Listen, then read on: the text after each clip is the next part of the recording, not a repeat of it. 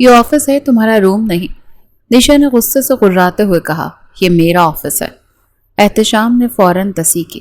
اگلے ہی پل وہ لات مار کر آفس کا دروازہ بند کر چکا تھا۔ نشا کمرے کے کونے میں کھڑی اسے کھا جانے والی نظروں سے دیکھ رہی تھی۔ اس کا بس نہیں چل رہا تھا کہ احتشام کو ہی اس کھڑکی سے اٹھا کر باہر پھینک دے، جس نے اس کی زندگی کو گھن چکر بنا کر رکھ دیا تھا۔ نشا اپنی زندگی میں جس شخص سے سب سے زیادہ چڑھتی تھی، قسمت نے اسے اسی شخص کی دسترس میں لا کر پھینکا تھا۔ تم میرے ساتھ کیا کرنے کا ارادہ رکھتے ہو؟ وہ اسے خون خوار انداز میں دیکھتے ہوئے بولی۔ احتشام نے کاندھے اچکائے اور پرسکون انداز میں چیئر کے ساتھ ٹیک لگا کر بیٹھ گیا۔ فی الحال تو زیادہ کچھ نہیں، بس تھوڑا سا رومانس کرنے کا ارادہ ہے۔ وہ اس کی سفید بازو پر گہری نگاہیں ڈالتے ہوئے بولا۔ اگلے ہی پل نشا کو شدت سے اپنی غلطی کا احساس ہوا۔ اس نے بے ساختہ خوف سے تھوک نکلا اور اپنی گردن میں موجود چھوٹے سے دوپٹے کی مدد سے اپنے بازو کو چھپانے کی کوشش کی، لیکن اس کوشش میں وہ بری طرح ناکام ہو گئی تھی۔ ایک تو اس کو دوپٹہ حد سے زیادہ چھوٹا تھا، دوسرا وہ جالی دار اور چوڑائی میں بھی کم تھا۔ نہ میری جان، اب اس کا کوئی فائدہ نہیں۔ اس ناکام کوشش پر اسے گہری مسکراہٹ نوازتے ہوئے بولا، میں نے تمہیں کیا کہا تھا؟ تم ایسی کوئی بھی ڈریسنگ نہیں کرو گی جس میں تمہارا جسم نظر آئے۔ یہ کہہ کر احتشام نے پیپر ویٹ اٹھایا اور اسے گول گول گھمانے لگا۔ نشا چند لمحے تو خاموشی سے لب بھینچے اسے دیکھتی رہی، پھر حلق کے بل چلاتے ہوئے بولی، تمہیں کوئی حق نہیں بنتا میرے معاملات میں دخل اندازی کرنے کا۔ ابھی صرف ہم دونوں کا نکاح ہوا ہے، وہ بھی زبردستی۔ میرے نزدیک تو اس نکاح کی بھی کوئی اہمیت نہیں، لیکن میری جان، میرے نزدیک اس کی بہت زیادہ اہمیت ہے۔ لوگ تمہیں میری بیوی کی حیثیت سے جانتے ہیں اور میں بالکل بھی نہیں چاہوں گا کہ میری بیوی غیر مردوں کے سامنے اپنے جسم کی نمائش کرتی پھرے۔ کم از کم میں اتنا بے غیرت نہیں ہوں جو اسے سب لوگوں کے سامنے شو پیس بنا کر گھماتا پھروں۔ یہ کہہ کر وہ اپنی جگہ سے اٹھا اور چھوٹے چھوٹے قدم اٹھاتا ہوا نشا کی طرف بڑھنے لگا تھا، جو کہ مسلسل خوف سے پیچھے کی طرف کھسکتی چلی جا رہی تھی، لیکن دیوار ہونے کی وجہ سے وہ اس کے ساتھ لگ کر کھڑی ہو گئی تھی۔ جیسے ہی احتشام نے اپنے بھاری مضبوط ہاتھ اس کے برہنہ بازو پر رکھے، نشا کے وجود میں ایک ٹھنڈی لہر دوڑ گئی تھی۔ اس نے بے ساختہ جھرجھری لی اور احتشام کا ہاتھ جھٹکنے کی کوشش کی، مگر اگلے ہی پل وہ اس کے دونوں بازوؤں کو اپنے شکنجے میں لے کر اپنی دسترس میں بری طرح سے بھینچ چکا تھا۔ اب صورتحال ایسی تھی کہ نشا بن پانی کی مچھلی کی طرح اس کی گرفت میں پھڑ پھڑا رہی تھی اور اپنے آپ کو چھڑوانے کی کوششوں میں ہلکان ہو رہی تھی۔ مجھے چھوڑو، میں تمہیں آخری وارننگ دے رہی ہوں۔ یہ سن کر احتشام دل فریب انداز میں مسکرا دیا اور اس کے کانوں کی لو کو اپنے دانتوں میں دباتے ہوئے بولا، اور اگر میں نہ چھوڑوں تو تم کیا کرو گے؟ مجھے بتاؤ کہ تم میرا بگاڑ کیا سکتی ہو؟ تم تو ایک چھوٹی سی معصوم سی کمزور سی ڈال ہو جو میرے ایک جھٹکے پر ٹوٹ جائے، لیکن فکر مت کرو، میں تمہیں کبھی بھی ٹوٹنے نہیں دوں گا۔ میں تمہیں بہت زیادہ سنبھال کر رکھوں گا۔ اس کا لہجہ بھاری اور خمار بھرا ہو گیا تھا۔ نشا کو شدت سے خوف محسوس ہو رہا تھا۔ احتشام نے جیسے ہی اپنے لب اس کی گردن پر رکھے تو ایک بے چین سی سسکی نشا کے لبوں سے نکلی۔ اس نے پوری قوت سے اپنا گھٹنا احتشام کے پیٹ میں مارا تو وہ درد سے کراتا ہوا پیچھے کی طرف ہٹا۔ اس کے چہرے پر بے یقینی پھیلی ہوئی تھی۔ تم نے کراٹے کب سیکھے؟ اس نے خوشگوار حیرت سے نشا سے پوچھا تو وہ اس سے آنکھیں دکھاتے ہوئے بولی کہ مجھے اپنے قابو میں کرنا اتنا آسان نہیں ہے مسٹر احتشام۔ اگر آپ کو لگتا ہے کہ میں ان چھوئی موئی لڑکیوں کی طرح ہوں جو آپ کی باہوں میں آنے کے بعد پگھلنے کے لیے تیار ہو جاتی ہیں، تو یہ آپ کی بہت بڑی غلط فہمی ہے۔ مجھے پتا ہے کہ آپ کو کیسے اوقات میں رکھنا ہے۔ وہ اپنی اس کوشش کو بہت بڑی کامیابی تصور کرنے لگی تھی، اور یہی اس کی سب سے بڑی غلطی بھی ثابت ہونے والی تھی۔ احتشام نے بے ساختہ اپنے بازو لپیٹے اور اپنی گھڑی پر ہاتھ رکھ کر سوچنے والے انداز میں گویا ہوا، واؤ، تمہیں تو میری زندگی میں مجھ سے بھی زیادہ پتا ہے۔ اگر تم یہ جانتی ہو کہ میری باہوں میں چھوئی موئی سی لڑکیاں پگھلتی ہیں تو تمہیں ان کی تعداد کا بھی اندازہ ہوگا۔ مجھے بتاؤ کہ تمہیں ملا کر آج تک میری زندگی میں ٹوٹل کتنی لڑکیاں آئی ہیں؟ اب کے بعد احتشام کا انداز شرارتی ہو گیا تھا، جبکہ نشا کے تو تن بدن میں آگ لگ گئی تھی۔ میں مر جاؤں گی لیکن کبھی بھی تمہاری باہوں میں نہیں پگھلوں گی۔ اگر میں اپنی بات پر قائم نہ رہی تو میرا نام نشا نہیں، ٹھیک ہے، سوچ سمجھ کر بات کرو، کہیں ایسا نہ ہو کہ کل کو تمہیں مجھے اپنا نام پسند نہ آتے۔ احتشام نے یہ کہہ کر اسے دوبارہ سے اپنے قریب کر لیا تھا۔ باتوں باتوں میں نشا کو اندازہ ہی نہیں ہو سکا کہ کب وہ اس کے نزدیک آ گیا۔ اب جب اسے احساس ہوا تو پانی سر کے اوپر سے گزر چکا تھا۔ اسی وقت ہی آفس کے دروازے پر دستک ہوئی۔ دونوں نے بے ساختہ دروازے کو گھورا اور پھر احتشام کی بھاری آواز گونجی، میں اس وقت ضروری کام کر رہا ہوں، کسی سے بھی نہیں مل سکتا۔ اگلے 2 گھنٹوں تک کسی کو بھی میرے آفس میں آنے کی اجازت مت دینا۔ نشا نے چیخنے کی کوشش کی لیکن احتشام نے اپنے ہاتھ مضبوطی سے اس کے لبوں پر جما کر اس کی چیخوں کا گلا گھونٹ دیا تھا۔ وہ گھٹے گھٹے انداز میں بولنے کی ناکام کوشش کر رہی تھی۔ دستک دینے والا وہاں سے رخصت ہو چکا تھا اور اب آفس میں صرف اور صرف وہ دونوں ہی بچے تھے۔ احتشام نے اسے اٹھا کر ایک جھٹکے سے صوفے پر بٹھایا تو وہ پھر سے پھڑکتے ہوئے سائڈ پر ہونے لگی۔ احتشام نے اپنے دونوں گھٹنے صوفے پر رکھے اور ان کے درمیان اسے دبوچ لیا۔ نشا کی سانسیں بہت بری طرح سے پھولی ہوئی تھیں اور اس کی آنکھیں بھی خوف سے پھیلی ہوئی تھیں۔ تم میرے ساتھ کیا کرنے والے ہو؟ میں بس یہ ثابت کرنے والا ہوں کہ میں تمہیں بھی پگھلانے کا ہنر جانتا ہوں۔ وہ اپنے لب اس کے گالوں پر رکھتے ہوئے پراسرار سے لہجے میں بولا۔ تنیشا کی تو جان پر بنی ہوئی تھی۔ اس نے خود سے وعدہ کیا تھا کہ چاہے کچھ بھی ہو جائے وہ احتشام کو اپنے قریب آنے کی اجازت نہیں دے گی، لیکن اب اس کو وعدے کی یہ ڈوری بھی اپنے ہاتھوں سے پھسلتی ہوئی محسوس ہو رہی تھی۔ احتشام نے اب کی بات اپنے دونوں ہاتھ اس کے کاندھے پر جمائے تھے اور اپنا ماتھا اس کے ماتھے کے ساتھ جوڑ کر بیٹھ گیا تھا۔ ان دونوں کی سانسیں ایک دوسرے کے ساتھ الجھ رہی تھی۔ نشا بہت زیادہ بے چین ہو رہی تھی۔ تم یہ سب کچھ کر کے مجھے خود سے محبت کرنے پر مجبور نہیں کر سکتے۔ مجھے تمہاری محبت چاہیے بھی نہیں، کیونکہ تمہاری نفرت زیادہ مزیدار ہے۔ جب تم جنگلی بلی بنتی ہو تو تم سوچ بھی نہیں سکتی کہ مجھے تم پر کتنا پیار آتا ہے۔ احتشام نے یہ کہہ کر اپنی ٹائی کی نوک ڈھیلی کی تو نشا گھبرا اٹھی۔ دیکھو احتشام پلیز، میں تمہیں بتا رہی ہوں کہ یہاں پر کچھ بھی مت کرنا۔ تو پھر ہم کیا روم میں جا کر کریں؟ احتشام اس کی بات کاٹتے ہوئے اشتیاق بھرے انداز میں اس کے چہرے کو گھورتے ہوئے بولا۔ نشا نے پوری قوت سے مکہ اس کے سینے پر مارا تو وہ درد سے کرراہ کر رہ گیا تھا۔ ظالم لڑکی، شوہر کو مارنے والی اور اس پر ظلم اور ستم کرنے والی لڑکیاں جنت میں نہیں جاتی۔ اگر جنت میں تمہارے جیسا شوہر ہو تو جہنم 100 گنا بہتر ہے۔ لا حول ولا قوت۔ لڑکی، کس طرح کی باتیں کر رہی ہو؟ اپنے کانوں کو ہاتھ لگاؤ اور ابھی توبہ کرو۔ احتشام نے فوراً سے ہی واہ ویلا مچانا شروع کر دیا تھا۔ نشا تو بس اس کو گھور کر رہ گئی تھی۔ وہ اس کی ٹائی کو پکڑ کر دوبارہ سے ناٹ کرنے لگی اور خوفزدہ نظروں سے دروازے کی طرف دیکھنے لگی۔ تمہیں سب سے زیادہ ڈر یہ ہے نا کہ کوئی ہمیں یہاں پر یہ سب کچھ کرتے ہوئے دیکھ نہ لے؟ احتشام مسحور کن انداز میں کہتی دوبارہ سے اس کے بالوں میں منہ چھپانے لگا تھا۔ نشا کے ہاتھ بے ساختہ اس کی گردن پر جا کر ٹھہر گئے۔ میں بس تمہارے ساتھ کوئی بھی تعلق نہیں بنانا چاہتی۔ تم جانتی ہو کہ میں حد سے زیادہ ضدی انسان ہوں اور تمہیں یہ بھی پتا ہے کہ جس چیز سے تم منع کرتی ہو میں وہی کام کرنے میں خوشی محسوس کرتا ہوں۔ ہاں، مجھے پتا ہے کہ تم ایک سائیکو اور نفسیاتی انسان ہو۔ وہ غصے سے غراتی ہوئی بولی تھی۔ اس کا مطلب یہ ہے کہ سائیکو انسان سے کسی بھی چیز کی امید رکھی جا سکتی ہے؟ ہاں بالکل، تمہارا کیا بھروسہ تم کیا کر گزرو۔ میں نے اپنے آپ کو ہر لحاظ سے ذہنی طور پر تیار کیا ہوا ہے۔ احتشام نے یہ سنا تو اس کی مسکراہٹ تو مزید گہری ہو گئی تھی۔ اس نے پیار سے نشا کے گالوں کو تھپکا اور اپنی ناک اس کی ناک کے ساتھ رگڑتے ہوئے بولا، یعنی میرے معاملے میں بھی تم نے بہت کچھ سوچا ہوگا، تو اب میں تمہاری امیدوں پر پورا اترنے کی کوشش کروں گا۔ یہ کہہ کر وہ تیزی سے آفس کے دروازے کی طرف بڑھا۔ اگلے ہی پل وہ اندر سے لاک لگا چکا تھا۔ اس نے کھڑکی پر بھی پردے سامنے کی طرف گرا دیے۔ وہ کمرہ محترمہ کے آنے سے پہلے ہی فارغ کر چکا تھا۔ کمرے میں جیسے ہی اندھیرا پھیلا، نشا کی سانسیں ایک بار پھر سے اکھڑنے لگیں۔ دیکھو پلیز۔ اگلے ہی پل احتشام اس کے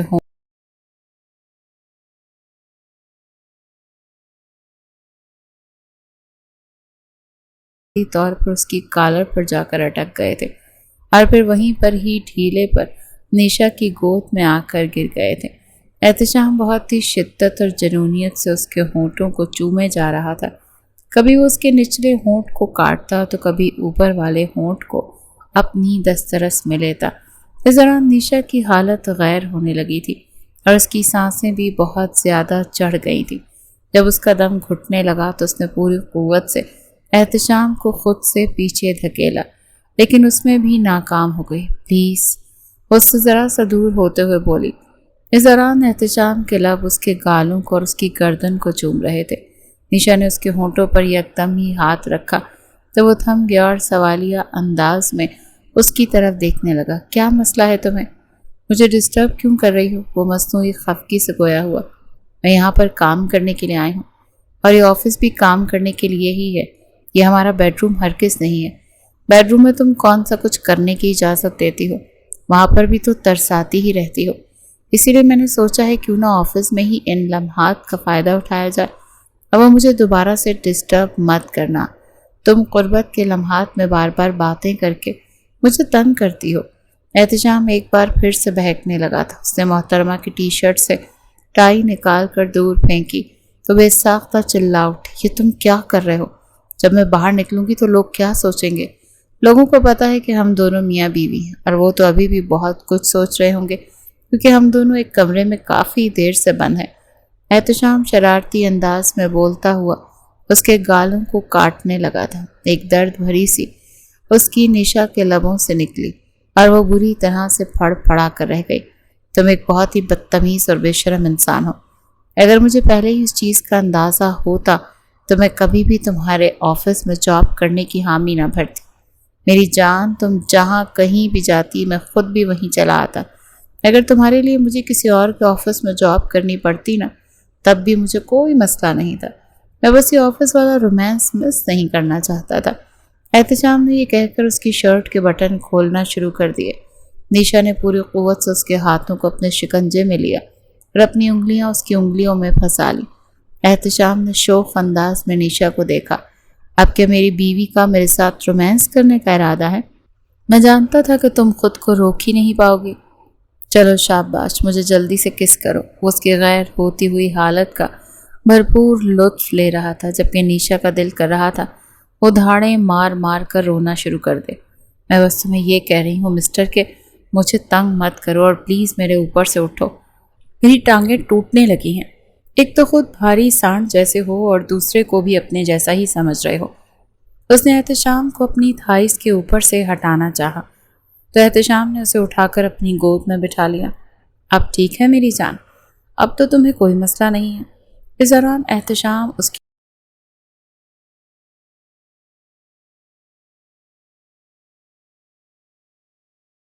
اچانک ہی احتشام کا ہاتھ اس کی پینٹی کے اندر جانے لگا تو نیشا نے فوراً اس کے ہاتھ کو تھام لیا اور شدت ضبط سے کانپتے ہوئے بولی، احتشام پلیز۔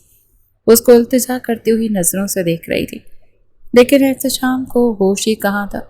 اس کی تھائی سے اپنے ہاتھ اٹھاتا اس کی کمر پر رکھ چکا تھا اور تھوڑی ہی اوپر نیشا کی دھڑکنیں تھیں۔ وہ ہلکا سا اس کی طرف بینڈ ہو چکی تھی، جس کی وجہ سے اس کے نشیب و فراز نمایاں ہو رہے تھے۔ احتشام کی نظریں دوبارہ سے اس کے بازو پر جا کر ٹھہر گئیں۔ تم جانتی ہو کہ مجھے کتنا غصہ آتا ہے جب لوگ تمہیں اس حالت میں دیکھتے ہیں۔ یہ کہہ کر اس نے نیشا کے بازو کو زور سے اپنے ہاتھوں میں دبوچا تو نیشا درد سے کرانے لگی تھی۔ مجھے تکلیف ہو رہی ہے احتشام، پلیز ایسا مت کرو۔ وہ روتے ہوئے بولی، مجھے بھی درد ہوتا ہے میری جان، جب تم میرے حکم کی خلاف ورزی کرتی ہو اور سب لوگوں کے سامنے دعوت نظارہ بن کر آتی ہو۔ مجھے بھی اس وقت بہت زیادہ دلی تکلیف پہنچتی ہے۔ اس کی گرفت پہلے سے بھی زیادہ مضبوط ہو چکی تھی۔ اب اس کے لہجے میں خمار نہیں تھا بلکہ غصہ اتر آیا تھا۔ نیشا کو اس کی اسی روپ اور شخصیت سے ہی تو خوف محسوس ہوتا تھا۔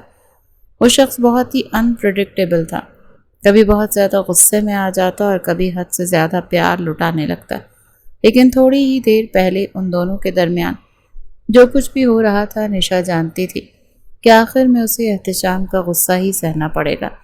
اچانک ہی نیشا کا موبائل بجا۔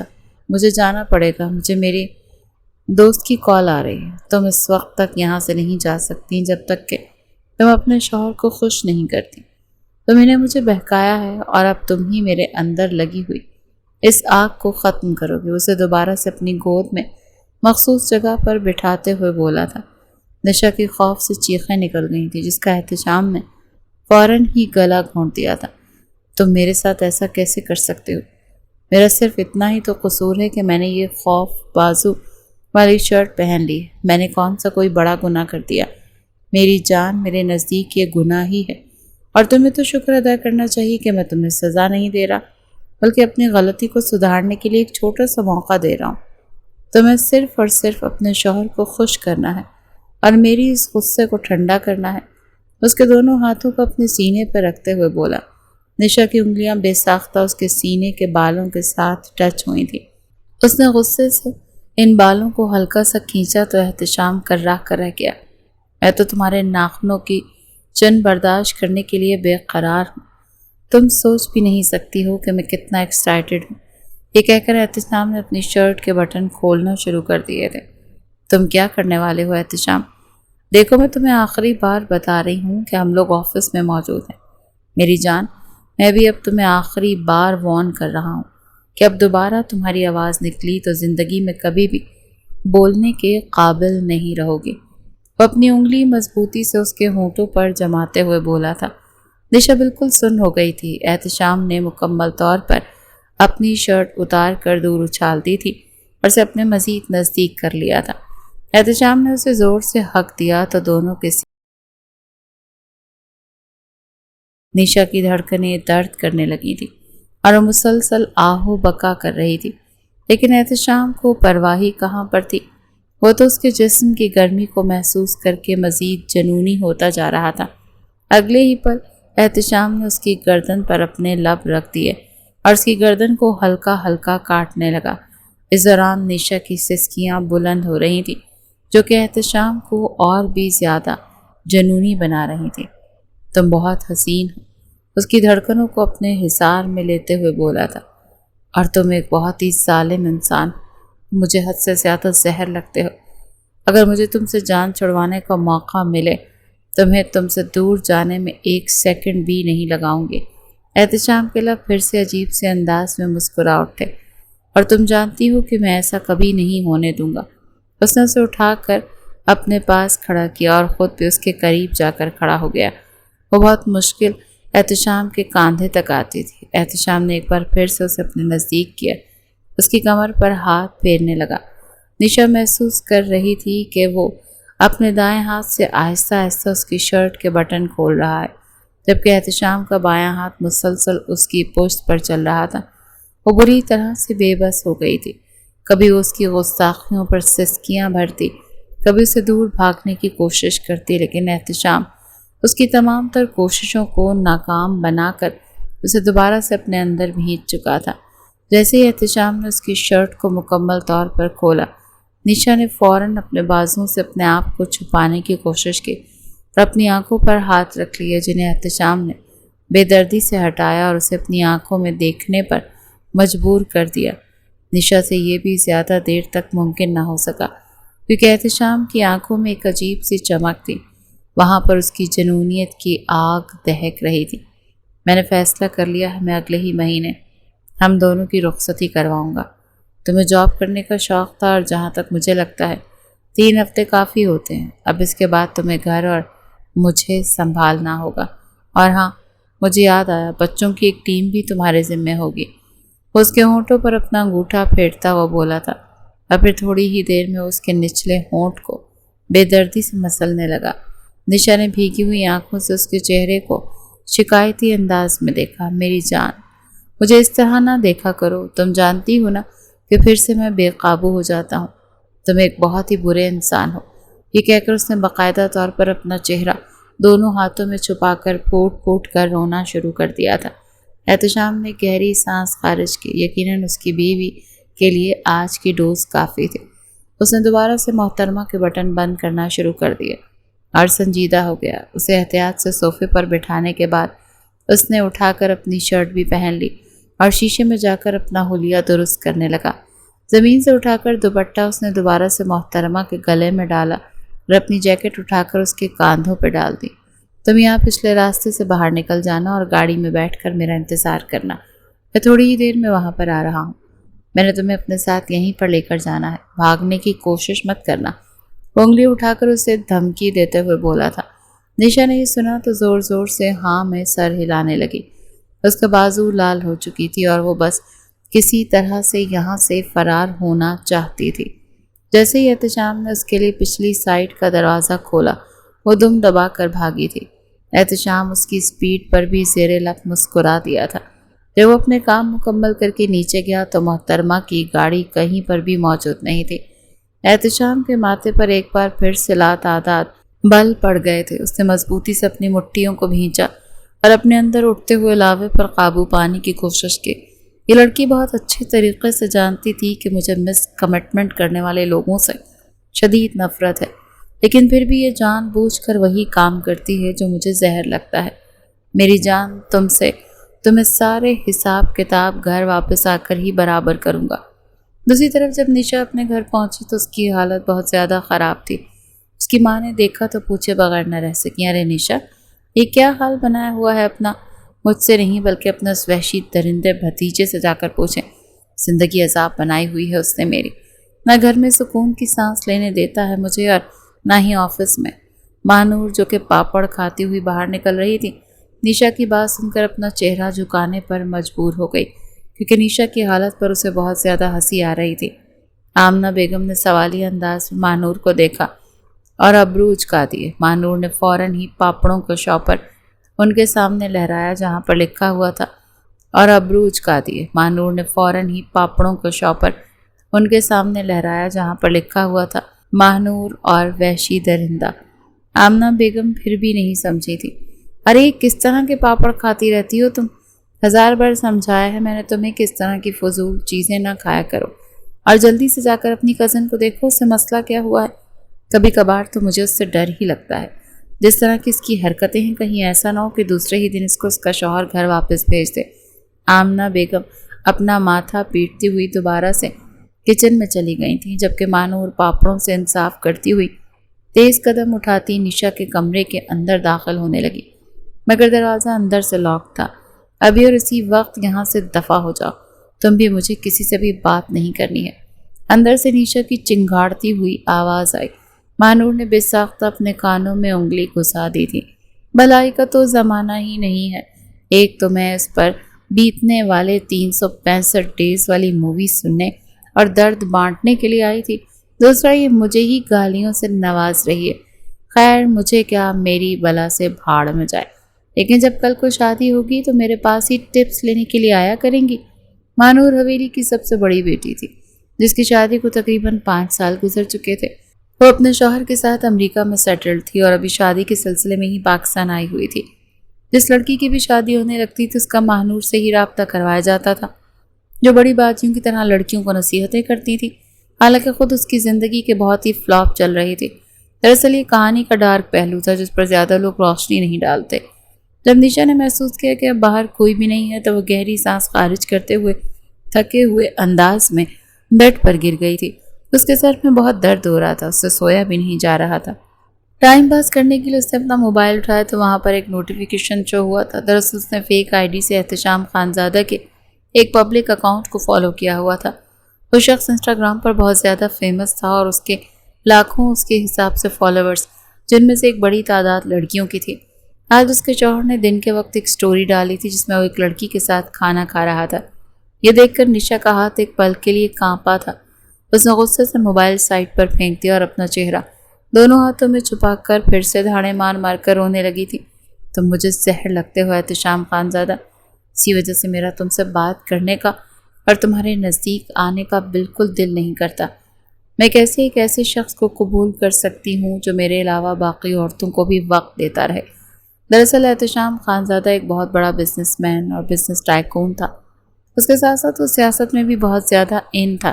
اس کے سینکڑوں لوگوں کے ساتھ کانٹیکٹس تھے جن میں لڑکیاں بھی تھیں، اور اس کا ان کے ساتھ ملنا جلنا بھی ہوتا تھا، اکٹھے لنچ بھی کرتے تھے، اور اس کے لیے یہ ساری باتیں زیادہ اہمیت کی حامل نہیں تھی کیونکہ یہ سب کچھ اس کے بزنس سے ریلیٹڈ ہوتا تھا۔ اس کے توہم و گمان میں بھی نہیں تھا کہ اس کی منکوہہ اس معاملے میں حد سے زیادہ جیلس ہوتی ہے۔ اگر اسے ذرا سا بھی اندازہ ہوتا تو وہ فوراً ہی ان لڑکیوں کو اپنی زندگیوں سے نکال دیتا۔ لیکن نیشا ایک ایسی شخصیت کی حامل تھی جو اپنی زیادہ تر باتیں اپنے دل میں ہی دبا کر رکھتی تھی، اور اگر اسے کوئی چیز بری لگتی تھی تو اندر ہی اندر اس پر غصہ کرتی رہتی تھی، لیکن سب لوگوں کے سامنے اظہار نہیں کرتی تھی، جس کا نتیجہ یہ نکلتا تھا کہ صرف اس کو ہی تکلیف پہنچتی تھی، جبکہ اس کے مقابلے میں احتشام حد سے زیادہ ایکسپریسو تھا۔ جو کچھ اس کے دل میں ہوتا تھا وہ سب کچھ اس کی زبان پر بھی ہوتا تھا، اور جو چیز اسے بری لگتی تھی وہ اس کا کھل کر اظہار کرتا تھا۔ وہ کبھی بھی اپنے آپ تک محدود نہیں رکھتا تھا، وہ بات کر کے چیزوں کو سالو کرتا تھا۔ نشا اس کی چچا جان کی سب سے چھوٹی اور لاڈلی بیٹی تھی۔ احتشام کے والد نے اپنی پسند سے شادی کی تھی، جس کی وجہ سے دادا جان اس کے بابا سے ناراض ہو گئے تھے اور انہیں گھر سے بے دخل کر دیا تھا، لیکن کچھ عرصے پہلے ہی دادا جان کے دل میں اچانک ہی اپنے بیٹے کی محبت جاگی، تو انہوں نے احتشام کو واپس حویلی میں بلا لیا۔ نشا نے اسے دیکھا تو حیران رہ گئی، کیونکہ وہ اس سے ایک بار پہلے بھی مل چکی تھی۔ جس یونیورسٹی میں نشا پڑھتی تھی، احتشام بھی اسی یونیورسٹی کا ہی اسٹوڈنٹ تھا، اور ان دونوں کی کئی بار ٹکریں بھی ہو چکی تھی۔ نشا تو حد سے زیادہ شرارتی تھی، اور اپنی شرارتوں سے اس نے پوری یونیورسٹی کی ناک میں دم کر کے رکھا ہوا تھا۔ اوپر سے وہ اس قدر معصوم بن جاتی تھی کہ اسے سزا دینے کا دل ہی نہیں کرتا تھا۔ یونیورسٹی کے پہلے ہی دن جب سب جونیئرز کی ریگنگ ہو رہی تھی، احتشام بھی ان میں سے گزرتا ہوا لائبریری میں جا رہا تھا۔ نشا اسے پہلی بار دیکھ رہی تھی، کیونکہ وہ بہت کم ایکٹیویٹیز میں حصہ لیتا تھا، یا تو لائبریری میں بیٹھ کر پڑھتا رہتا تھا یا پھر یونیورسٹی ہی نہیں آتا تھا۔ نشا نے لگے ہاتھوں ایک پوسٹر اس کی پشت پر لگا دیا، جہاں پر لکھا ہوا تھا عقل کی کمی۔ اچانک ہی چلتے چلتے اس کو پیچھے سے کسی نے لات ماری تو وہ گھٹنوں کے بل زمین پر گرا۔ احتشام کا خون یکدم غصے سے کھولنے لگا، تو نشا جو کہ تھوڑے ہی فاصلے پر کھڑی اس منظر کو انجوائے کر رہی تھی، احتشام کے چہرے کے بدلتے ہوئے تاثرات کو دیکھ کر اس نے بے ساختہ خوف سے تھوک نکلا اور دل ہی دل میں آیت الکرسی کا ورد کرنے لگی۔ جس لڑکے نے یہ حرکت کی تھی، اگلے ہی پل احتشام نے اسے اس قدر مارا کہ اس بیچارے کی ناک سے خون کا فوارہ نکل پڑا، لیکن پھر بھی احتشام کو پتہ چلا کہ یہ سب کچھ اس کی پشت پر لگے چھوٹے سے پوسٹر کی وجہ سے ہو رہا ہے، تو اسے ساری کہانی سمجھ آ گئی۔ بعد میں پتہ لگانے پر اسے بھی علم ہو گیا تھا کہ یہ کام کسی اور نے نہیں بلکہ نشا بیگم نے ہی کیا تھا۔ اگلے دن وہ اس کی کلاس کے بالکل سامنے گرل کے ساتھ ٹیک لگا کر کھڑا اس کے ہی نکلنے کا انتظار کر رہا تھا۔ نشا نے دیکھا تو فوراً سے رجسٹرڈ اپنے چہرے پر رکھ کر سائڈ سے نکلنے لگی، لیکن احتشام اسے پہچانتا ہوا فوراً سے اس کے سامنے آ کر کھڑا ہو گیا۔ ایکسکیوز می مس، مجھے آپ سے بات کرنی ہے۔ آپ کا لہجہ دو ٹوک اور ہر طرح کی لچک سے پاک تھا۔ نشا نے فوراً سے اپنے چہرے سے رجسٹر اٹھایا اور ٹھنڈے لہجے میں بولی، آئی ایم سوری، میں اجنبیوں کے ساتھ بات نہیں کرتی ہوں۔ ارے آپ نے تو مجھے حیران کر دیا، آپ اجنبیوں کے ساتھ بات نہیں کرتی لیکن اجنبیوں کے ساتھ شرارتیں کرتی ہیں۔ اس پر طنز کرتے ہوئے بولا تھا، دیکھو مسٹر، میرا راستہ چھوڑو ورنہ میں تم پر ہراسمنٹ کا کیس کر دوں گی۔ وہ انگلی اٹھا کر اسے دھمکی دیتے ہوئے بولی، تو اگلے ہی پل احتشام نے اس کے ہاتھوں کو اپنے ہاتھوں میں جکڑا اور اس کی انگلی کو ہلکا سا مروڑا۔ نشا اس کی اس جرأت پر غصے سے بل کھا کر رہ گئی۔ تم جانتے بھی ہو تم نے کیا کیا ہے؟ ہاں، میں نے بس تمہاری اٹھی ہوئی انگلی کو نیچے گرایا ہے۔ کیوں؟ برا لگا؟ وہ ہلکا سا اس کے چہرے پر جھکتا ہوا اسے تنگ کرتے ہوئے بولا تھا، اب جاؤ جا کر مجھ پر ہراسمنٹ کر کے بلکہ ایسا کرو، ایچ او ڈی کے آفس پر جا کر میری شکایت بھی لگانا اور انہیں کہنا کہ وہ مجھے اس یونیورسٹی سے بے دخل کر دیں۔ میں دیکھتا ہوں کس حد تک تمہاری بات مانی جاتی ہے۔ نشا غصے سے پاؤں پٹکتے ہوئے ایچ او ڈی کے آفس میں داخل ہوئی تھی، جو کہ پہلے ہی اس سے بہت زیادہ تنگ تھا اور اسے مسلسل ایک ہفتے سے وہاں طلب کر رہا تھا۔ نشا کی شرارتوں نے نہ صرف فیکلٹی ممبرز کو بول کے اسٹوڈنٹس کو بھی زندگیاں عذاب بنائی ہوئی تھی۔ ادھر نشا اپنی شکایت لگانے کے لیے گئی تھی اور ادھر ایچ او ڈی صاحب کو اپنے دکھڑے یاد آ گئے تھے، اور انہوں نے نشا کو اپنے سامنے بٹھا کر ایسی دھمکیاں دی کہ نشا نے قسم کھا لی کہ چاہے کچھ بھی ہو جائے دوبارہ کبھی بھی وہ اس آفس میں نہیں آئے گی۔ جب وہ باہر نکلنے لگی تو سامنے ہی احتشام پلر کے ساتھ ٹیک لگا کر کھڑا تھا۔ کیا ہوا؟ لگتا ہے تم اپنے مقصد میں کامیاب نہیں ہو سکی، وہ اسے چڑھاتے ہوئے بولا تھا، اور نشا غصے سے پاؤں ٹنچ کرتی رہ گئی تھی۔ دیکھو، اگر تمہیں لگتا ہے کہ تم مجھے دھمکیاں دے کر ڈرا سکتے ہو تو یہ تمہاری سب سے بڑی غلط فہمی ہے، کیونکہ ڈرتی تو میں کسی کے باپ سے بھی نہیں، اور جو تم میرے ساتھ کیا ہے نا، اس کا حساب بھی تمہیں دینا ہی ہوگا۔ اگلے دن جب احتشام اکیلا کلاس میں رہ گیا تو اچانک ہی باہر سے کسی نے کلاس کا دروازہ بند کر دیا۔ وہ جان گیا تھا یہ حرکت کسی اور کی نہیں بلکہ نیشا کی ہوگی، اور وہ 100% صحیح ثابت ہوا تھا، کیونکہ بعد میں دوست سے پتہ کرنے پر معلوم ہوا کہ نیشا دروازہ بند کر کے ٹیک لگا کر کھڑی اکیلی پاگلوں کی طرح ہنسے جا رہی تھی۔ یہ سن کر احتشام کے مسکراہٹ میں ڈھل گئے تھے۔ پہلی بار کوئی لڑکی اس سے پنگا لے رہی تھی اور اسے یہ سب کچھ برا نہیں لگ رہا تھا، لیکن نیشا کا حد سے زیادہ بولڈ ہونا اور اپنے آپ کو ایڈوانس شو کرنا، یہ چیز اسے تھوڑی سی تنگ کر رہی تھی۔ اس کے مطابق لڑکیوں کو بہت ہی نازک اور چھوئی موئی سا ہونا چاہیے تھا۔ اسے اس طرح کی آفت لڑکیاں بالکل بھی اچھی نہیں لگتی تھی۔ بدلے کے طور پر احتشام نے اگلے ہی دن اس کے نوٹس اٹھا لیے تھے۔ جب بعد میں وہ پریزنٹیشن دینے کے لیے گئی تو اسے کچھ بھی نہیں آ رہا تھا۔ اس نے نوٹ سے پڑھنے کے لیے کاغذ باہر نکالا تو وہاں پر ڈرائنگ بنی ہوئی تھی۔ دراصل یہ پریزنٹیشن اسے 2 سیمسٹرز کے سامنے دینی تھی، جس میں سے ایک احتشام کا سیمسٹر بھی تھا۔ وہ پہلی ہی لائن میں بیٹھا ہوا تھا۔ مر کر محترمہ نے کسی طرح سے پریزنٹیشن ختم کی تو سب سے پہلے احتشام کا ہی ہاتھ اٹھا تھا۔ نیشا کا دل کیا اسے اٹھا کر وہاں سے باہر پٹخ دے، لیکن ہائے یہ بے بسی، چونکہ وہ کافی زیادہ فیمس تھی اور اسے اپنی عزت کا بھی بھرم رکھنا تھا، تو اس لیے بمشکل مسکراتے ہوئے بولی، جی مسٹر، آپ کا کون سا کوسچن ہے؟ اور پھر جب احتشام نے انگلش میں سوال پوچھا تو وہ حیرت سے اس کا منہ گھورنے لگی تھی، کیونکہ انگلش کے کچھ ورڈز ایسے تھے جو اس کے سر کے اوپر سے گزر گئے تھے۔ آج اسے شدت سے اس چیز کا احساس ہو رہا تھا کہ اگر وہ ٹائملی پڑھائی پر توجہ دے دیتی تو آج اسے یہ دن نہ دیکھنا پڑتا۔ اس کے بعد ٹیچر نے بھی اسے اچھا خاصا ذلیل کیا تھا اور اس دن باقاعدہ طور پر ان دونوں کی دشمنی کا آغاز ہوا تھا۔ نیشا نے بھی قسم کھائی ہوئی تھی کہ اب جب تک وہ اس یونیورسٹی میں رہے گی تب تک احتشام کی زندگی کو جہنم بنا کر رکھے گی، اور احتشام نے بھی خود سے عہد کر لیا تھا کہ وہ ہر بار اس لڑکی کی شرارتوں کو ناکام بنائے گا۔ پہلے وہ کسی بھی ایکٹیویٹی میں حصہ نہیں لیتا تھا، لیکن اب اس نے ہر چیز میں بڑھ چڑھ کر حصہ لینا شروع کر دیا تھا۔ یونیورسٹی میں جیسے ہی پریزیڈنٹ کے لیے الیکشن ہوئے تو احتشام بھی ان الیکشنز میں کھڑا ہو گیا تھا، اور حیرت انگیز طور پر بہت ساری عوام اس کو سپورٹ کرنے کے لیے بھی نکل آئی تھی۔ ان میں بڑی تعداد لڑکیوں کی تھی جو احتشام کے چوڑے سینے اور اس کے براڈ میسکیولائن کمر اور اس کی بائسپس پر مرتی پھر رہی تھی۔ اس دن احتشام نے ہاف ٹی شرٹ پہن رکھی تھی جس میں اس کے ڈولے کافی نمایاں ہو رہے تھے، اور لڑکیاں تو انہیں دیکھ کر بے ہوش ہو جانے کے قریب تھی۔ نیشا نے یہ دیکھا تو غصے سے دانت کچکچانے لگی۔ ایسے تو میں بھی لڑکوں کو اپنے پیچھے لگا سکتی ہوں۔ احتشام جو کہ اس کے پیچھے ہی آ کر کھڑا ہوا تھا اس کے کانوں میں جھکتے ہوئے شرارتی لہجے میں بولا، کوشش کر کے دیکھ لو، ہو سکتا ہے تمہیں مجھ سے بھی زیادہ پاپولیرٹی مل جائے۔ نیشا نے جیسے اپنی گردن پھیری تو اس کی ناک احتشام کی ناک سے جا کر رگڑا کھا گئی۔ اس کے وجود کو جھٹکا لگا۔ وہ تیزی سے پیچھے کی طرف کھسکی۔ اس سے پہلے کہ وہ زمین بوس ہوتی، احتشام نے اسے فوراً ہی جھک کر اپنے بازوؤں میں تھام لیا تھا۔ یہ پہلی بار تھا جب وہ دونوں ایک دوسرے کے نزدیک ہوئے تھے۔ انہیں اس حالت میں دیکھ کر اچانک ہی ہال میں ہوٹنگ شروع ہونے لگی اور اسٹوڈنٹ زور و شور سے تالیاں بجانے لگے۔ ان میں سے کچھ اسٹوڈنٹ جو بہت زیادہ شوق تھے وہ سیٹیاں بجانے کا بھی شغل فرما رہے تھے۔ نیشا اپنے آپ کو اس کے بازوں کی گرفت سے چھڑواتی ہوئی فوراً ہی اندر کی طرف بھاگ گئی۔ اس کو اپنی دھڑکنوں کی آواز اپنے کانوں میں گونجتی ہوئی محسوس ہو رہی تھی۔ دوسری طرف احتشام نے بھی بے ساختہ اپنے بالوں میں ہاتھ پھیرا تھا۔ اس لڑکی کی وجہ سے نہ جانے اسے کیا کیا کرنا پڑ رہا تھا، اور پھر اس دن وہ ہوا جو کسی نے اپنے خوابوں میں بھی نہیں سوچا تھا۔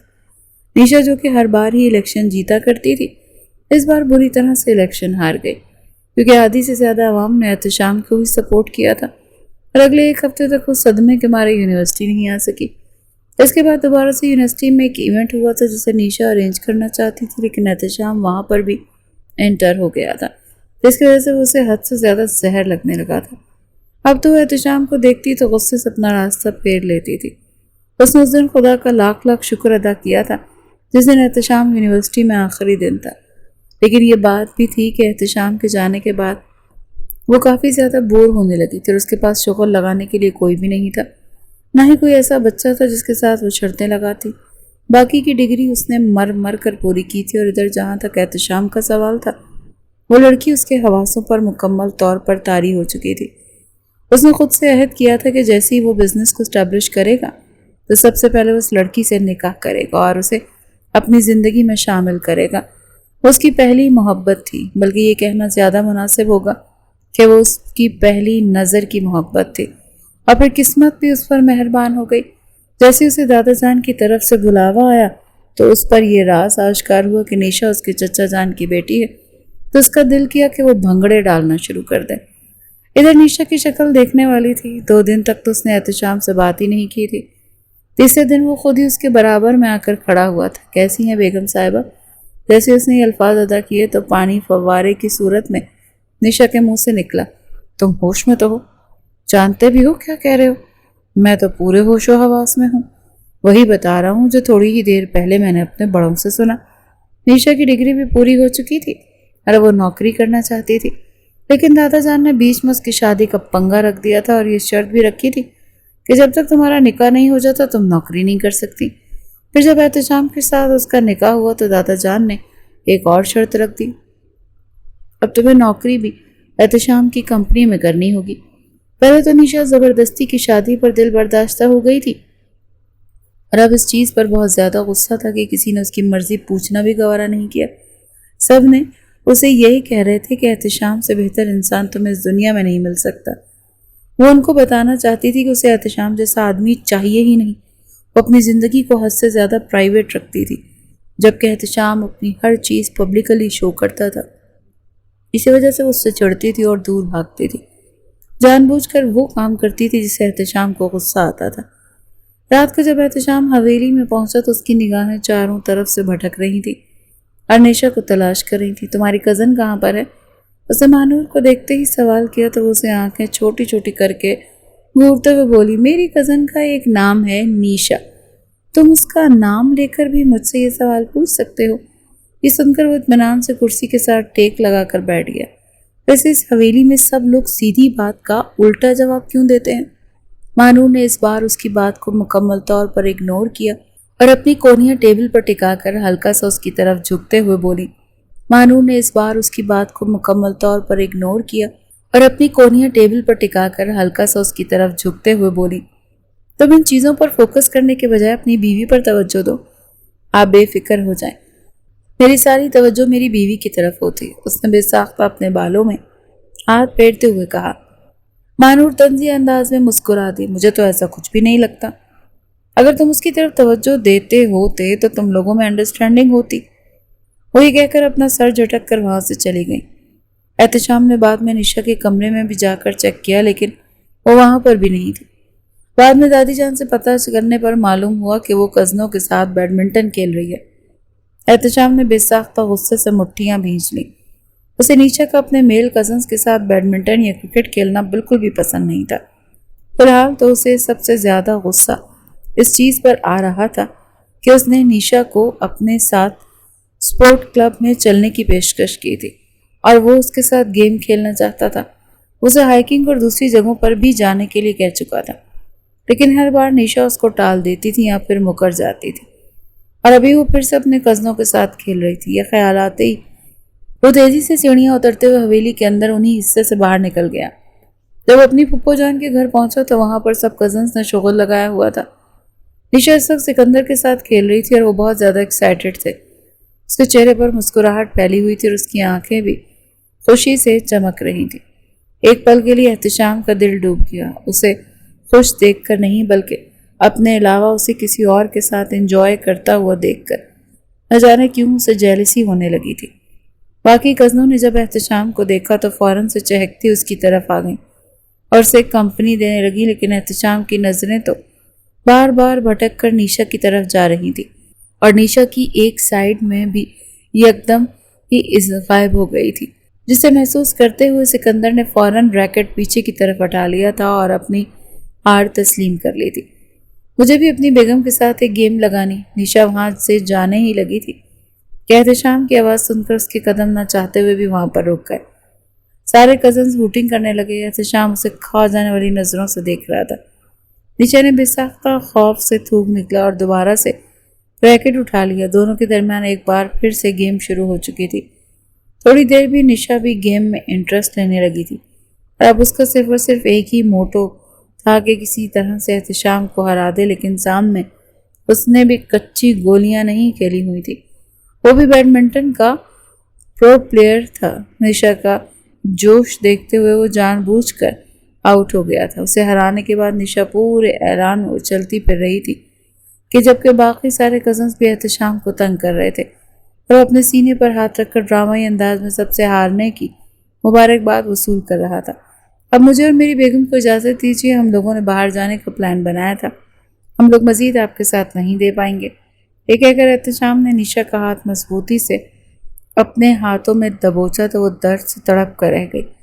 اس نے اپنا ہاتھ چھڑوانے کی کوشش کی ہی تھی، لیکن احتشام کی گرفت بہت مضبوط تھی اور سب کزنز بھی ان کو ہی دیکھ رہے تھے۔ سکندر جو کہ نشا کا بیسٹ فرینڈ تھا اور نشا کی شکل دیکھ کر اندازہ لگا گیا تھا کہ اس کے دل میں کیا چل رہا ہے، اس نے آگے بڑھ کر کچھ بولنا چاہا، لیکن احتشام نے اس کے سینے پر ہاتھ رکھ کر اسے ہلکا سا پیچھے کی طرف دھکیلا تھا۔ یہ منظر زیادہ لوگوں کی آنکھوں سے چھپا ہوا نہ رہ سکا، جبکہ نشا اپنا قدموں کے سامنے حد سے زیادہ شرمندہ ہو رہی تھی۔ بیگم صاحبہ، کیا ہم چل سکتے ہیں؟ احتشام نے اس کی آنکھوں میں جھانکتے ہوئے کہا۔ نشا بے بسی سے اس کے چہرے کو گھور کر رہ گئی اور پھر کچھ بھی کہے بغیر تیزی سے باہر کی طرف نکل گئی۔ احتشام بھی اپنے بال کھجاتا ہوا اس کے پیچھے ہی آ گیا تھا۔ یہ کیا بدتمیزی ہے، وہاں پر تماشا لگانے کی کیا ضرورت تھی؟ یہ سن کر احتشام نے کاندھے اچکا دیے۔ میں نے تو کوئی تماشا لگایا نہیں، بلکہ تمہیں شکر ادا کرنا چاہیے کہ میں نے کچھ بھی نہیں کیا۔ میں تو اس وقت خدا کا لاکھ لاکھ شکر ادا کروں گی جب آپ سے میری جان چھوٹے گی، نشا نے حلق کے بل چیختے ہوئے کہا، اور اگلے ہی پل احتشام سے زور سے گاڑی کی سیٹ کے ساتھ پن کر چکا تھا اور وہ بے بسی سے اپنے لب کاٹنے لگی تھی۔ مجھ سے دور تم مرتے دم تک بھی نہیں ہو سکتی ہو، اب صرف موت ہی ہے جو ہم دونوں کو ایک دوسرے سے الگ کر سکتی ہے۔ اگر ایسی بات ہے مسٹر احتشام تو اللہ کرے کہ آپ مر جائیں اور میری آپ سے ہمیشہ کے لیے جان چھوٹ جائے۔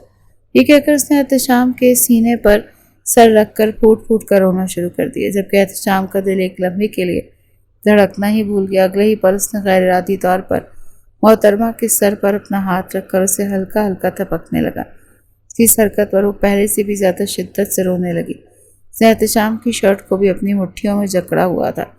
تم وہ کام کیوں کرتے ہو جس سے میں تمہیں منع کرتا ہوں؟ کیونکہ آپ بھی وہی کام کرتے ہیں جو مجھے انتہائی ذہن لگتے ہیں۔ جب آپ میری بات نہیں مانتے نا تو میں آپ کی بات کیوں مانوں؟ میرا ایک اصول ہے، جو جیسا کرے گا وہ ویسا ہی بھرے گا۔ پہلی بات، احتشام نے اس کا چہرہ خود سے دور کر کے حیرت سے اسے دیکھا تھا۔ میں نے ایسا کون سا کام کر دیا جو تمہیں زہر لگتا ہے؟ ذرا مجھے ایکسپلین تو کرنا۔ نشا ایک دم ہی خاموش ہو گئی۔ اس نے ہاتھوں کی پشت سے اپنے آنسو صاف کیے اور نظریں چراتے ہوئے بولی، میں آپ کے کسی بھی سوال کا جواب دینے کی پابند نہیں ہوں۔ وہ اپنا ہاتھ چھڑوا کر آگے کی طرف بڑھنے لگی تھی جب احتشام نے اسے پھر سے پیچھے کی طرف کھینچ دیا تھا۔ تم ہر سوال کا جواب دینے کی پابند ہو کیونکہ تم میری بیوی ہو، اور جب تک تم مجھے یہ پتہ نہیں چلے گا کہ تمہارے دماغ میں کیا چل رہا ہے، تمہیں کون سی چیز بری لگتی ہے اور کس چیز سے تمہیں خوشی محسوس ہوتی ہے، تب تک میں اس رشتے کو ٹھیک طرح سے نبھا نہیں پاؤں گا۔ اپنے لیے اور میرے لیے مشکلات کھڑی مت کرو پلیز، مجھے سب کچھ کلیئر بتاؤ۔ آپ خود بھی جانتے ہیں کہ میں کس حوالے سے بات کر رہی ہوں، اور آپ نے خود بھی اس بات کا اعتراف کیا ہے۔ ایک ایسا مرد جو کہ ہزاروں عورتوں کی باہوں میں سو چکا ہو، میں اس ایسے شخص کو اپنے شوہر کا درجہ کیسے دے سکتی ہوں؟ اس نے پھر سے گھٹ گھٹ کر رونا شروع کر دیا تھا۔ احتشام کا دماغ تو بھگ سے اڑ گیا تھا۔ وہ تو مذاق مذاق میں یہ باتیں کرتا تھا، اسے کیا پتا تھا کہ وہ لڑکی اسے سیریس لے لے گی؟ اور پھر جب وہ آگے مزید باتیں سنتا گیا تو اسے اپنے دماغ میں گھنٹیاں بجتی ہوئی محسوس ہونے لگی تھی۔ نشا اسے بتا رہی تھی کہ کچھ دن پہلے اس نے کسی لڑکی کو فالو کیا تھا، کسی کے ساتھ وہ لنچ پر گیا تھا، کس کے ساتھ وہ ڈنر کر رہا تھا۔ اتنا تو اسے بھی یاد نہیں تھا جتنا نشا کو اپنے ذہن میں حفظ کر کے بیٹھی ہوئی تھی۔ وہ نان اسٹاپ بولی چلی جا رہی تھی اور احتشام نے بے ساختہ اس کے کاندھے کو ہلکا سا تھپکا اور بولا، میری جان، حوصلہ کرو۔ کیا تمہیں لگتا ہے کہ میرا ان سب لڑکیوں کے ساتھ چکر چل رہا ہے اور میں ان کے ساتھ فزیکل ریلیشن میں ہوں؟ نشا نے پوری قوت سے ہاں میں گردن ہلا دی تھی۔ کیونکہ آپ ان کے ساتھ لنچ کرنے بھی جاتے ہیں۔ مجھے بتائیں کہ میں کیسے برداشت کر سکتی ہوں کہ میرا شوہر مجھے چھوڑ کر باقی لڑکیوں کے ساتھ رنگ رلیاں مناتا پھرے۔ جب میں یہ چیزیں سوچتی ہوں تو میرا دماغ غصے سے گھومنے لگتا ہے۔ میں چاہ کر بھی آپ کی طرف متوجہ نہیں ہو پاتی۔ مجھے بھی یہ زندگی انتہائی زہر لگنے لگی ہے۔ میں چاہتی ہوں کہ کسی طرح سے میری آپ سے جان چھوٹ جائے۔ احتشام نے اپنی انگلی اس کے لبوں پر رکھی اور اپنا چہرہ اس کی گردن میں چھپا لیا۔ اگر یہ ساری باتیں تم مجھے پہلے ہی بتا دیتی تو تمہیں ذہنی تکلیف سے دوچار نہ ہونا پڑتا۔ جہاں تک ان لڑکیوں کا سوال ہے تو یہ میرا موبائل ہے اور یہ میری ساری آئی ڈیز۔ تم اپنے پاس لاگ ان کر لو، میں تمہاری ان لڑکیوں سے بھی ملاقات کروا لوں گا۔ ارے میں تو ویسے ہی سٹوری ڈال دیتا تھا، مجھے کیا پتا تھا کہ میری بیوی اس بات کو مائنڈ کر جائے گی۔ احتشام نے اپنا موبائل اس کے حوالے کیا تو وہ پیچھے کی طرف ہو کر آنکھیں پھاڑ پھاڑ کر اسے دیکھنے لگی۔ آپ مجھے اپنا موبائل دے رہے ہیں؟ آپ کی اس میں 100 پرسنل چیزیں۔ میری جان، میرے پاس ایسی کوئی بھی چیز نہیں جسے مجھے تم سے چھپانا پڑے، اور یہ بات میں نے تمہیں پہلے ہی کلیئر کی تھی۔ تم میری زندگی میں پہلی اور آخری عورت ہو جس سے میں بے تحاشا محبت کرتا ہوں اور آخری سانس تک محبت کرتا رہوں گا۔ ایسا کیسے ہو سکتا ہے؟ آپ کو اسکول یا کالج کے زمانے میں تو کسی سے محبت ہوئی ہوگی۔ یہ سن کر احتشام نے نفی میں گردن ہلا دی۔ میں بوائز اسکول میں پڑھا ہوں، وہاں پر صرف لڑکے ہوتے تھے، اور اب میں اتنا گیا گزرا بھی نہیں تھا کہ لڑکوں سے محبت کرنا شروع کر دیتا۔ ان دونوں نے آہستہ آہستہ چلنا شروع کر دیا تھا۔ نشا کو اب شدت سے اپنی بے وقوفی کا اندازہ ہو رہا تھا۔ وہ خود کو کوس رہی تھی کہ آخر کیا ضرورت تھی اسے اتنے بڑے تماشے لگانے کی۔ احتشام نے اپنا موبائل بھی اس کے حوالے کر دیا کہ پوری رات اسے اپنے پاس رکھو، اچھی طرح سے تسلی کر لینا۔ اگر موبائل کے کسی کونے سے بھی تمہیں کوئی بھی ثبوت مل جائے تو مجھے بتا دینا، بلکہ میں اپنا لیپ ٹاپ اور باقی کی ساری چیزیں بھی تمہارے حوالے کر دیتا ہوں۔ نشا نے یہ سنا تو زور و شور سے نفی میں گردن ہلانے لگی۔ نہیں، اس کی ضرورت نہیں ہے، بس آپ مجھے کل آفس سے چھٹی دے دیں۔ وہاں سے چھٹی کرنے کا تو سوال ہی پیدا نہیں ہوتا۔ اگر تم نہیں آئی تو میں تمہاری امی سے تمہاری شکایت کر دوں گا۔ آپ مجھے کہیں پر لے کر جانے والے تھے؟ نشا نے دیکھا کہ وہ گھر کی طرف جا رہا ہے تو وہ تیزی سے بولی۔ احتشام نے پلٹ کر اسے دیکھا اور بازو لپیٹتے ہوئے شرارتی انداز میں بولا، مجھے لگتا ہے میری بیگم کا اپنے شوہر کے ساتھ اور بھی ٹائم سپینڈ کرنے کا دل کر رہا ہے۔ تو نشا نے فوراً سے اس کے چہرے سے نگاہیں ہٹائیں۔ نہیں، ایسی تو کوئی بات نہیں، مجھے بہت زیادہ نیند آ رہی ہے۔ وہ فوراً ہی اندر کی طرف بھاگی۔ ابھی جتنی نیندیں پوری کرنی ہے کر لو، کیونکہ بعد میں تمہیں اس چیز کا موقع نہیں ملے گا۔ وہ پیچھے سے اونچی آواز میں چلاتے ہوئے بولا۔ نشا کے لبوں پر پہلی بار اس کی بات سن کر مسکراہٹ پھیلی تھی اور اس کا دل بھی کافی ہلکا پھلکا ہو گیا تھا، جبکہ احتشام یہ سوچ کر پریشان ہو رہا تھا کہ اگر آج بھی وہ اپنے دل کا حال نہ بیان کرتی تو نہ جانے ان کے رشتے کا کیا حشر ہوتا۔ اگلے دن صبح جب نشا آفس کے لیے تیار ہو رہی تھی تو اس کا دماغ بھی کافی ہلکا پھلکا سا تھا۔ اس کے لبوں کو مسلسل مسکراہٹ نے اپنے گھیرے میں لیا ہوا تھا۔ مانور سے جب یہ ہضم نہ ہوا تو بول پڑی، خیر تو ہے، آج بڑا مسکرایا جا رہا ہے، لگتا ہے کہ اپنے شوہر سے صلح ہو گئی تمہاری۔ نشا ایک ادا سے پلٹی اور اپنے بالوں کو جھٹکا دیتے ہوئے بولی، میں کبھی اپنے شوہر سے ناراض ہی نہیں تھی۔ او مائی گاڈ، یہ کون کہہ رہا ہے؟ ذرا مجھے غور سے دیکھنے تو دو۔ یہ کہہ کر مانور نے اپنا نظر والا چشمہ اٹھا کر پہنا تو نشا بس اسے گھور کر رہ گئی۔ میں فی الحال مذاق کرنے کے موڈ میں نہیں ہوں، میں آفس جا رہی ہوں۔ وہ جب سے آفس آئی تھی باہر کینن میں ہی بیٹھی ہوئی تھی۔ اس کے اندر جانے کی ہمت ہی نہیں ہو رہی تھی، نہ ہی وہ اس شخص کو سامنے کرنا پا رہی تھی۔ اسے اپنی بے وقوفیوں پر بھی شرمندگی ہو رہی تھی۔ اس نے فیصلہ کر لیا تھا کہ وہ چھوٹی سے چھوٹی بات اس شخص سے ڈسکس کرے گی، کسی کی بھی بات کو اپنے دل میں دبا کر نہیں رکھے گی۔ آفس ختم ہونے کا ٹائم ہو گیا تھا۔ احتشام ابھی بھی اپنے آفس میں ہی تھا۔ بالآخر اسے محترمہ کے لیے پیغام بھجوانا پڑا۔ وہ فائلز لے کر جیسے اندر داخل ہوئے احتشام فوراً ہی اٹھ کھڑا ہوا تو وہ مزید کنفیوز ہو گئی۔ احتشام نے فائل لے کر اسے بیٹھنے کا اشارہ کیا۔ وہ اسے ہلکی پھلکی باتیں کر رہا تھا جبکہ محترمہ مسلسل اپنی انگلیوں کو مروڑے جا رہی تھی۔ اچانک احتشام کی گھبرائی ہوئی آواز گونجی، وہ دیکھو، کاکروچ تمہاری ٹانگ کے ساتھ چپکا ہوا ہے۔ جب اس نے یہ سنا تو خوف سے چلنے لگی، وہ تمہارے پاجامے میں گھس گیا۔